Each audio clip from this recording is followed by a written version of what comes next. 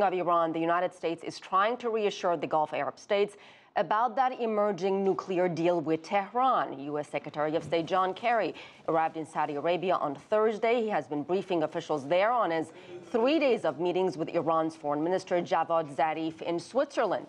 Kerry says a nuclear agreement with Iran will help provide greater security in the region. Of course, Sunni Arab nations have long been suspicious of Shiite Iran and its rising influence in the region. Kerry says some progress has been made in nuclear talks, but big differences remain. More negotiations are scheduled between the U.S. and Iran on March 15th. For more on nuclear negotiations, we're joined by Mohsen Milani. He's executive director of the Center for Strategic and Diplomatic Studies and professor of politics at University of South Florida. Mohsen, thanks for being on the program. Thank you for having me on. So Iran's Foreign Minister Javad Zarif says a deal is close. Kerry says there are still significant gaps. What are the main differences here, sir? I think the fact that these two partners in the negotiations have been talking for over a year by itself is very positive. But I think there are a number of issues that are yet to be resolved. One is the question of how the sanctions are going to be lifted, when they are going to be lifted, and the other one has to do with the duration of the agreement, the sunset clause. Is that going to be for 8 years, 10 years, 15 years? So these are the main issues, but I think it is very important to remember that the great deal has been achieved in the past year. Much has been achieved in the past year, and I'm still cautiously optimistic that we are going to have a final nuclear deal that is going to change the landscape of the Middle East.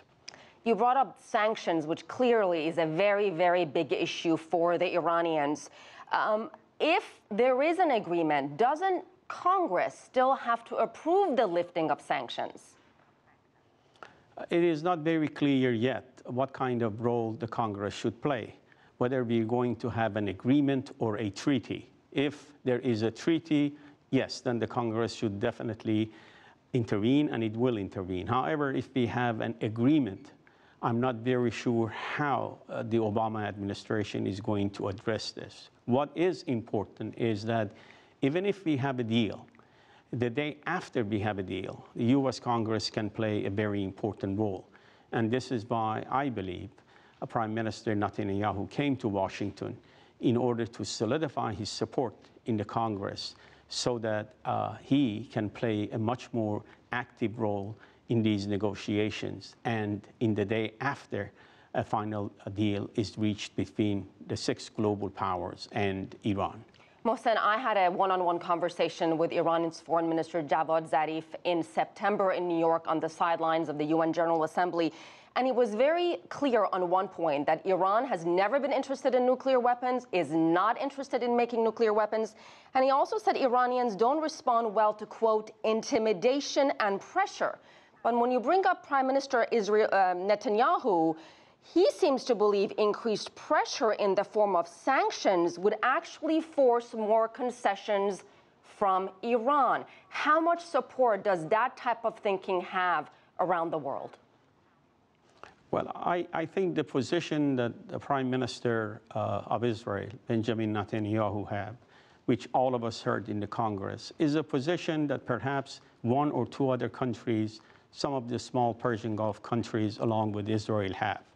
The overwhelming majority of the international community, most importantly, the 6 global powers, have a very different view of what is going on inside Iran and what should happen to Iranian nuclear program. There is no question that as a result of the historic interim agreement signed between Iran and 6 global powers, Iran has stopped significant portions of its nuclear program. Iran is one of the few dozen countries in the world that has mastered the technology to enrich uranium at 20%. They have stopped it. They have agreed to change the way the Fordo facility, the fortified underground facility, will be operating. They have agreed to change the design of the Iraq heavy water plutonium facility.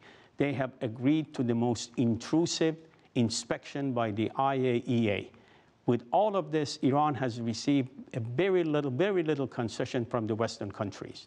Therefore, it is in the interest of all the six of the seven parties to reach an agreement. And I think the Prime Minister is simply swimming against history, because it is in the national interest of the global powers, in the national interest of the Western governments, as well as in the national interest of Iran, to put an end to many years of hostility over Iran's nuclear program. Okay. Iran will have a nuclear program, and it will be a peaceful one. All right. Thank you, sir, for your time and your perspective. Mohsen Milani.